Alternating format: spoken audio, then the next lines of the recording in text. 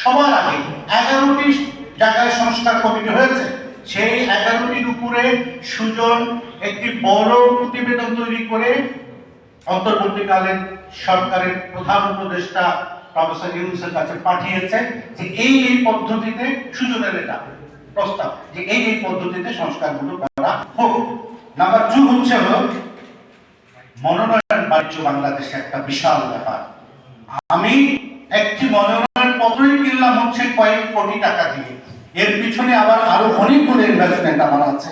সুতরাং সেই জায়গাগুলো যদি আমি মনোনয়নের টাকাটা আমাকে তো তুলতে হবে, এটা সর্বজন স্বীকৃত, যেটাকে আমরা ওপেন সিক্রেট বলি মনোনয়ন বাণিজ্য। তাহলে কেন ভাই আমি 20 কোটি টাকা খরচ করে এমপি হয়েছি 5 বছরে তুলবো না? এর দায়ভার কার? এর দায়ভার হচ্ছে কৃষকের, কারণ ট্যাক্সটা ওখান থেকে আসে, ট্যাক্সটা কৃষক দেয় না। এরপরে হচ্ছে হলো